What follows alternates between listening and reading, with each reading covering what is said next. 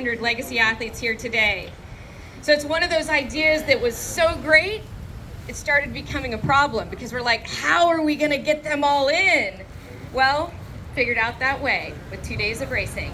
I'd like to take this opportunity to introduce our president and CEO, Andrew Messick.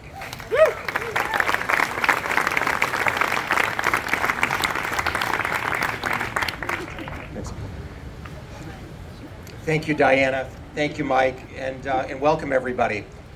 I want to just talk briefly about how the Legacy program came into existence. I joined the company in 2011, and at that point, I was a pretty passionate age group triathlete. I had tried to qualify for Kona a bunch of times, always failed. And this is back like in 2005, 2006, when there was 1,500 people at Ironman Lake Classic, 100 Kona slots, and I wasn't good enough. But soon after I took the job, I went out to Los Angeles and I went for a swim. Watch out for the surf. And I went for a swim with the Tower 26 group, and then had a breakfast with a bunch of people from the LA Tri Club. And it was clear in just talking to the community that all of the people at this brunch were super passionate Ironman athletes. They were committed to Ironman, they were committed to triathlon. And there was two groups of them.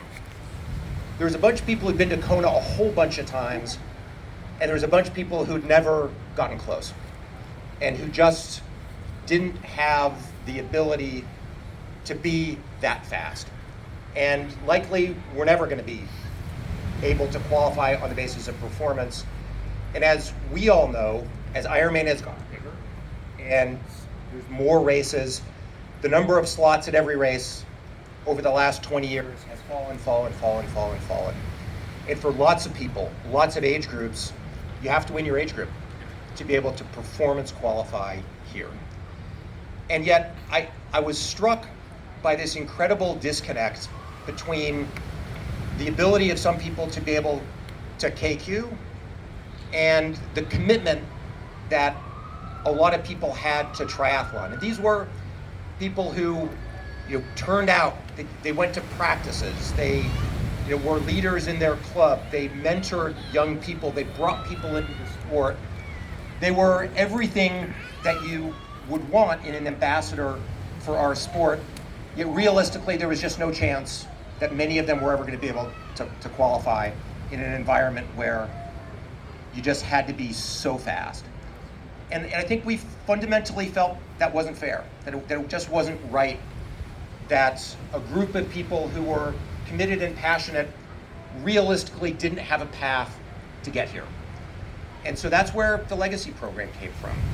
And so a group of us, Diana and Shane Facto, a few of us said, all right, how do we design this program?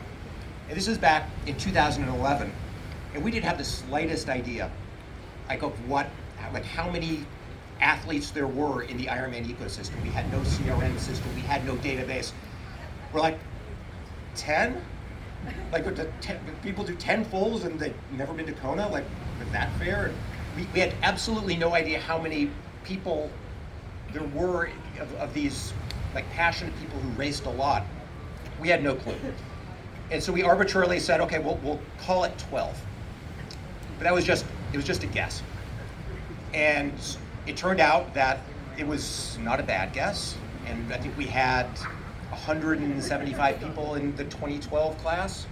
I think it was 100. Diana, was 175? It's the first year? First year. No, I want to say it was right around 100. In the beginning, we thought 100 athletes a year will be solid. Will be solid. Yeah.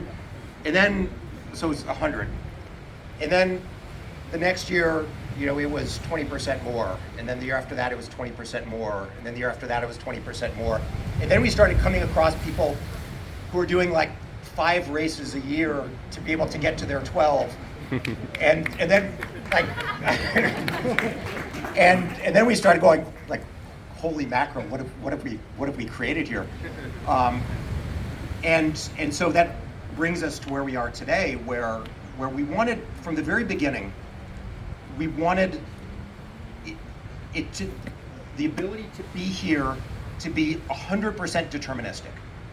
So one of the first things we did was we jettisoned the notion that we were going to have a lottery, and that, you know, the more you raced, your lottery odds would get better. And there's lots of races that do that. But we said we want to be deterministic. Once you get to your 12, we're going to give you a date. We're going to give you a time when you will be able to race, so you'll know. And the problem we had is that, like, it started to be like 1 year, and then it started to be 2 years, and so it's yeah, I know. And the challenge we have is that in this environment where we only had 1 day of racing, and we realistically couldn't figure out how we were ever going to be able to get this race to be more than maybe 2,700 athletes. I think the biggest single day we ever had was in 2019. We had 2,550, and that's, you know, you'll see the pier on Thursday and Saturday, and it's full. But Legacy has grown beyond our wildest dreams, and it's been fantastic to watch, and it's been fantastic to have both the people who've been just racing for a really long time. There's lots of people who've been in our ecosystem for 10, 15, 20 years, racing consistently, racing steadily, and for those people to be able to be here is amazing. And it's also amazing to see the people who said, well, I'm going to race 5 times a year. And like, we come across those people all over the world, and that's kind of amazing too, but it's a different kind of amazing. Because you see the same people, you know, you're in Frankfurt and there they are, and then, you know, like, you're in Italy and there they are, and then you're in Arizona and there they are, and so that's a different level of commitment, which is super, super cool. But I just wanted to leave you all with this.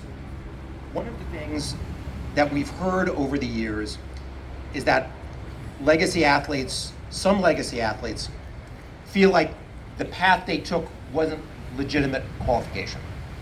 Like, I didn't really qualify for COTA. Like, I got in through the legacy program. And I want to say there isn't anyone in this organization, in our organization, that believes that. And that we have a bedrock belief that every legacy athlete absolutely deserves to be here, and they qualified. They qualified a different way, but one that is no less different. It requires no less commitment. So you guys, you guys earned your spot, and just like everybody else. And we're just psyched you're here. And so thank you guys for years and years and years of service to the brand, and for being the best ambassadors that we have in the world. So Thursday and Saturday, we hope you guys have the race of your life, and the race that you've always dreamed of.